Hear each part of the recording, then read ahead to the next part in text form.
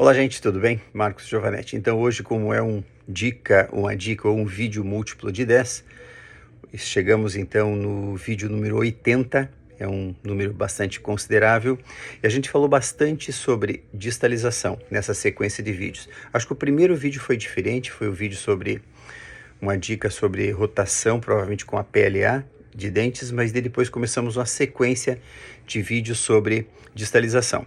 Bem, falando em mecânica, vamos entender que mecânica é física. Então, mecânica tem efeitos colaterais. Então, no primeiro vídeo que a gente mostrou, lembra que eu coloquei acho que uma mola de níquel titânio entre o 6 e o 7 para movimentar o 7 para trás. E aí é claro que você vai me perguntar, mas de repente você não vai deslocar o 6 para frente? Vai, que é o efeito colateral. Às vezes isso é desejável, às vezes isso é indesejável. Se é desejável, ótimo. Se não é desejável, você tem que evitar.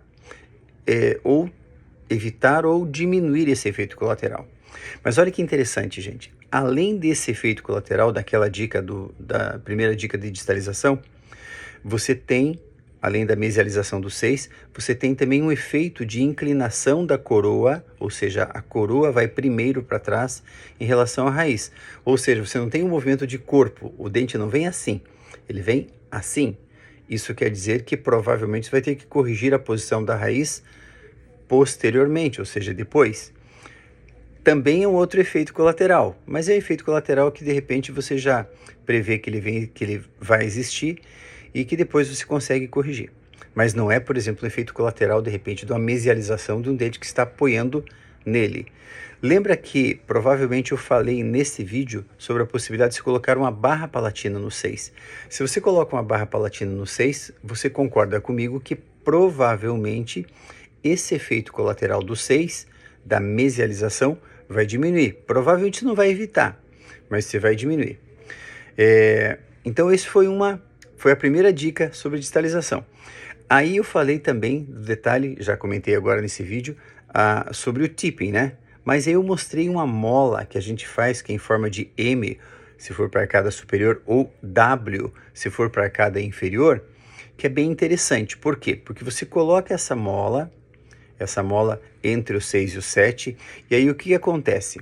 Naturalmente, gente, a hora que você coloca a mola, você tem um controle maior do tipping e da rotação.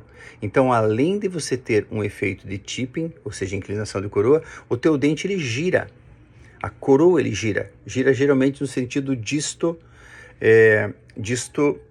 vestíbulo distal, ou seja, faz essa rotação. Isso quer dizer o seguinte, que você tem então dois efeitos colaterais quando você utiliza a mola. Quando você utiliza a mola em M ou mola em W, você controla também esse efeito colateral. Então olha quanta informação que foi passado para vocês entenderem um pouquinho de mecânica, de como entender como que as coisas acontecem. Lembre que mecânica ortodôntica é mecânica ortodôntica, ou seja, é física. Então sempre você vai ter efeito de ação e efeito de reação. Lembre que para toda ação que você promove, para toda força que você aplica num sentido, você vai ter um potencial de reação, ou seja, uma força de reação na mesma intensidade, porém em sentido oposto. Isso é lei da física.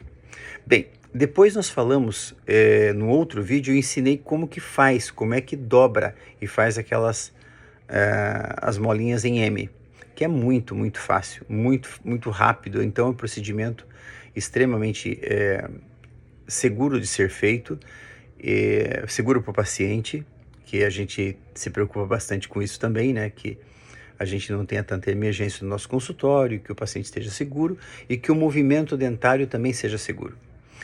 E depois desses vídeos, nós começamos uma série de vídeos com outros dispositivos. Até vou dar uma olhadinha na minha colinha que está aqui. A gente falou de como fazer. Depois nós começamos com os sliding jigs, lembram? Que a gente usa, por exemplo, um sliding jig, que seria um cursor, e a gente coloca esse cursor empurrando, no caso, o local de inserção da borrachinha fica na região do 3, do canino, e o ponto de aplicação de força é também na região do 3, porém, o braço, esse cursor, ele transfere, ele é um meio de transmissão de força, ele transmite ou transfere a força para o 6, e daí distaliza o 6. Se você colocar na mesial do 7, vai fazer distalização do 7. Mas normalmente a gente coloca no 6 e funciona muito bem. Aí, novamente, eu falo para vocês, tem efeitos colaterais? Tem, mas a maneira com que a mecânica vai acontecendo e como o paciente de repente vai interagir com o teu tratamento é muito interessante. E eu sempre falo o seguinte, mas eu dependo da colaboração do paciente. Sim, você depende. Eu sempre falo para todos os meus alunos, meus colegas que me questionam, mas tem alguns tipos de aparelho que o paciente não quer usar. Eu concordo. Às vezes tem alguns pacientes que são de difíceis mesmo administração por parte do dentista e de difícil aceitação por parte do paciente. Concordo 100% contigo. Porém, todo aparelho que você convencer o teu paciente e mostrar para ele que ele funciona, o teu paciente provavelmente vai usar. E vai ser um bom paciente, um paciente colaborador. Ou seja, ele vai ser um parceiro teu na terapia ortodôntica. Porque, é claro, o tratamento é dele, é nele. Então, ele quer que as coisas andem. Bem, só que tem efeitos colaterais, lembra? Então, quais são os efeitos colaterais? Como você está apoiando, apenas deslizando o cursor no fio, por isso que é chamado de cursor. Ele está deslizando sobre o fio.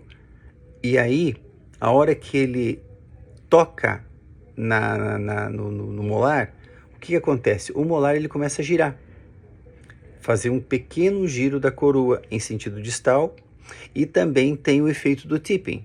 Então tem dois efeitos colaterais aí que você precisa combater. Agora, se você quer esse efeito colateral, ótimo. Agora, se você não quer esse efeito colateral, você precisa tentar diminuí-lo ou às vezes até evitar. Evitar é difícil, é mais difícil. O que a gente geralmente consegue fazer é diminuir o efeito colateral.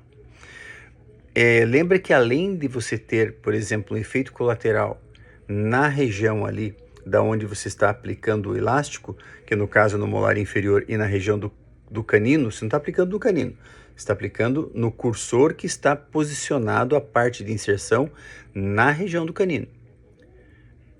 Pode acontecer uma pequena extrusão ali naquela região. Se esse efeito colateral é bom, ótimo. Se não for, você precisa, como eu te falei, diminuir, ou combater, ou evitar.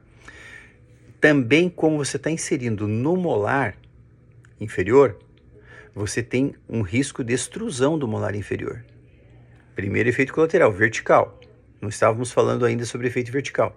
Mas, se você considerar que esse elástico ele também tem um componente grande horizontal, porque é exatamente o componente horizontal que vai jogar o molar para distal, certo? Neste caso, todos os dentes da arcada inferior vão se deslocar para frente. Então, naqueles casos, por exemplo, que eu tenha um IMPA, que é um IMPA, que é o ângulo entre o incisivo inferior e o plano mandibular, muito acima de 100, por exemplo, 110, 115, ou seja, o meu incisivo está muito inclinado para frente, incisivo inferior muito inclinado para frente, você vai concordar comigo que não é uma boa alternativa eu utilizar um elástico de classe 2, porque é um elástico de classe 2 que você vai utilizar, certo? Certo. Então, o que você vai fazer para evitar isso? Aí nós vamos para o outro vídeo, que no outro vídeo eu mostro para vocês o mesmo cursor muito parecido, só que com as perninhas, você vai perceber. Se você não viu esses vídeos, vejam, vale a pena ver todos eles. Claro que eu sou suspeito em falar porque eu gosto muito dessas mecânicas. Mas eu tenho certeza que se você vê os vídeos, você vai entender isso que eu estou discutindo agora nesse vídeo de resumo dos nossos amiguinhos ali. Então, neste slide, aliás, neste vídeo, eu mostro a perninha que no vídeo anterior ela era um pouquinho mais baixa, eu deixo ela um pouquinho mais longa, propositalmente para que eu consiga colocar um elástico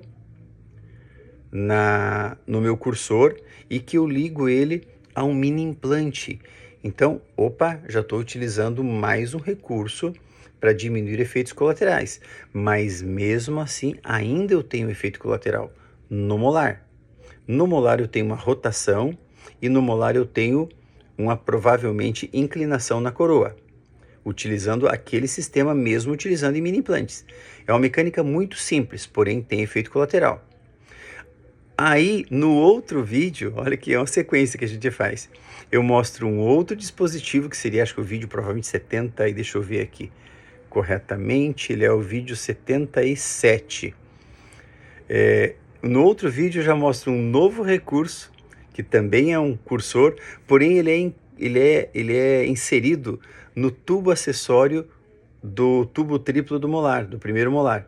E aí, como ele é um fio 21-25, que é de um calibre mais grosso, ou seja, um calibre mais alto, ele preenche praticamente toda a canaleta ali do nosso molar, e isso faz com que o nosso molar tenha um controle do movimento, tanto de rotação, que a gente evita a rotação para distal, e também, gente, olha que interessante, ele tem um controle de tipping, ou seja, ele faz um movimento mais de corpo, porque eu consigo controlar.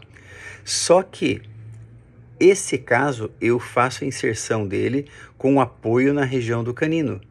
Então, a hora que eu coloco a borrachinha ou a mola de níquel titânio para fazer a compressão e fazer a movimentação desse dig para distal, ele pode abrir a mordida ali na região do canino. Interessante isso, né?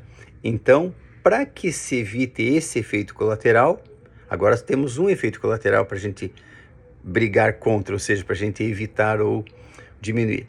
Nós desenvolvemos um outro sistema de cursor que é bem interessante, que eu diria para vocês que é o meu preferido, eu gosto muito desse sistema, que eu conecto ele diretamente no tubo acessório do molar, vocês vão perceber, também com fio 21-25 de aço.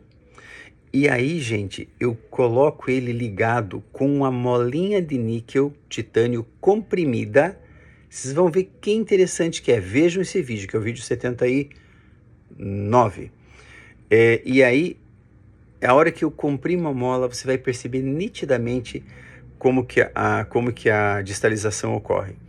Gente, gostei muito de fazer esses vídeos sobre distalização. Vamos continuar mais provavelmente uns 10 dias sobre distalização, e eu tenho certeza que se você não viu esses vídeos, vale a pena você ver.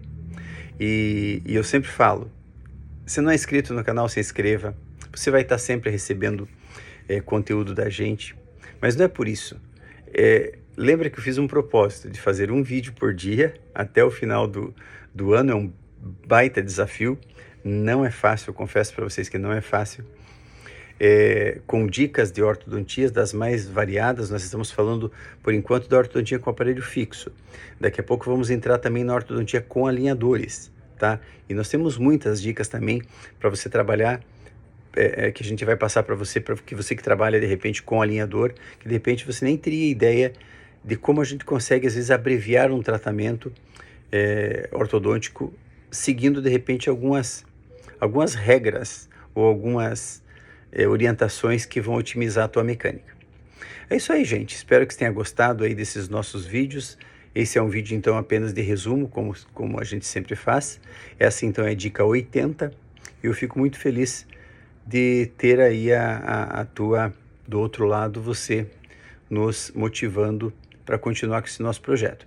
Se você tiver alguma sugestão, alguma pergunta sobre alguma dica que você gostaria de ter, manda mensagem, escreve ali no chat, ok?